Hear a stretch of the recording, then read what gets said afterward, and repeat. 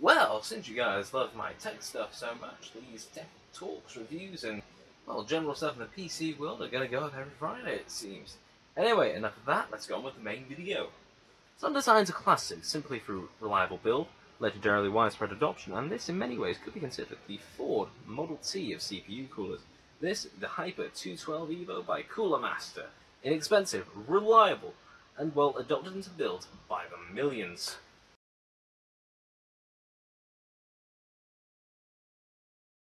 Cooler Master has been for years producing all types of PC components, ranging from, of course, their wide range of, well, PC power supplies to some of the most affordable and expensive showcase PC cases.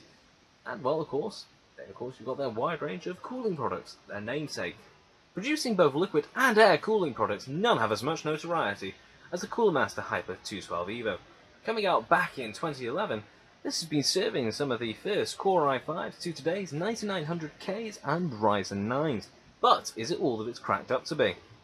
Starting off on the positives then, well, for one, you've got the price, costing a mere £20 to £30 or 30 to 40 American rubles. It's an all-round great deal, if you ask me. Not to mention, if you have your own 120mm fan, you can go ahead and replace it. Or, as it does come with the mounting hardware, you can go ahead and attach it on the back for extra cooling performance. With the standard fan then, it doesn't look too bad at all. Not exceptional, but it definitely will not be out of place in most builds. Not to mention with the aluminium fins, copper heat pipes, and the black fan, which is also slightly translucent. It does look pretty damn good. Not to mention if you also get a second fan, or you go straight for a Hyper 212 Turbo, well, it actually looks pretty beefy indeed. In the box itself then, of course, you get the heatsink itself, a 120mm 2000 RPM fan, Cooler Master's own Master Gel Pro thermal paste, all the hardware that you need to mount a second fan, not to mention all the relevant mounting hardware for LGA 115X, 20XX, and AM4 sockets. So after all the positives, how does it actually perform? Well, not too bad. In our standardised benchmarking rig, sitting atop a i7-4790K in our NZXT H500 case, not too bad at all. The idle temperatures, so this is of course sitting at idle, well, for the most part we're sitting around 38 degrees Celsius on the CPU package itself, as well as 38 degrees on the hottest core. Moving on to the 30-minute IVA 64 stress test, things weren't looking so good, with it being at 94 degrees on the CPU package, 95 on the hottest core, which was core 2, and 85 degrees on its coolest core, core number 4. But at no point during the test did it actually fail me fault, so despite this it was sitting at a full 4.6 GHz overclock. The average temps were doing a lot better though, sitting on average at 84 degrees on the package, 82 degrees on the hottest core, which was core number 1, and only 71 degrees on the coolest core, core number 4. Not exactly comfortable, as generally you want to be under 80 degrees on average, as well your CPU can run the risk of shortening the lifespan. But that being said, it performed relatively well.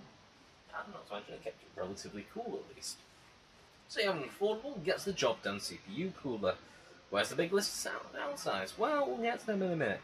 First off, I want to go ahead and give a bit of a warning, not so much a downside, but definitely a warning. If you have a more powerful chip, such as a 9900KS, a 4790K, a Ryzen 9 3900, you should not, or at the very least, you really should not, try to overclock with this CPU cooler as you run the risk of damaging your CPU.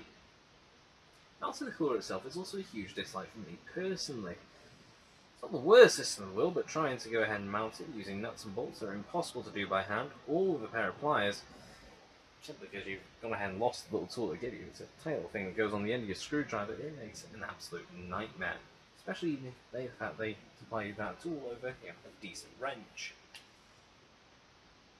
Also, the bracket that attaches to the heatsink itself, I hate. It's always a pain to try and fit it in between the heatsink and the contact point itself.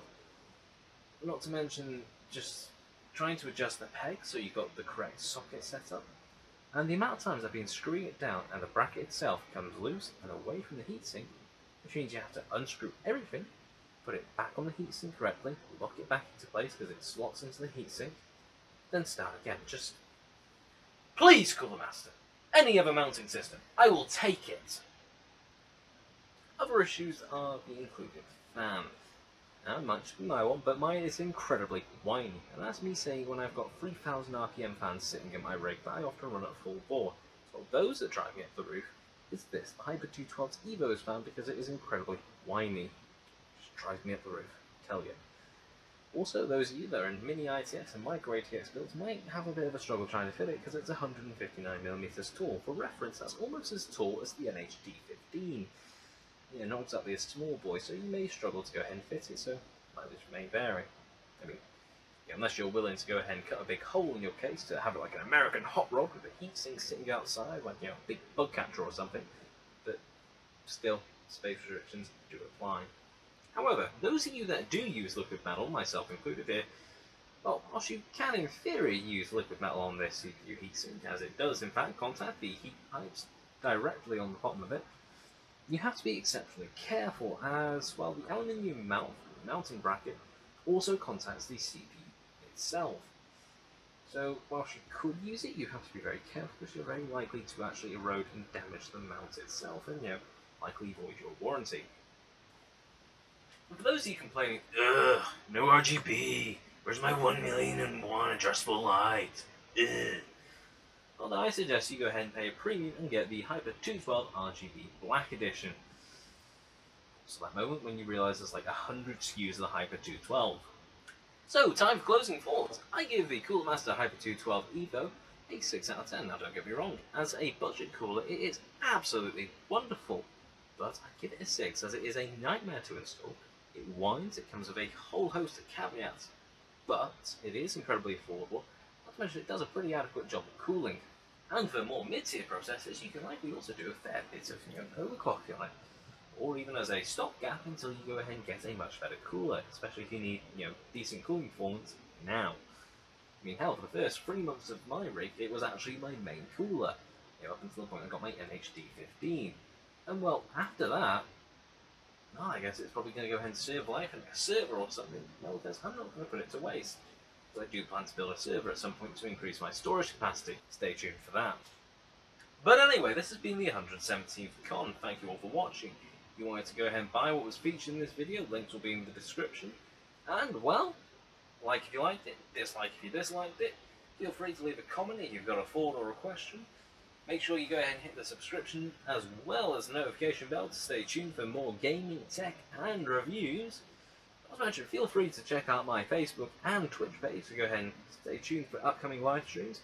This has been the 117th Con, signing off!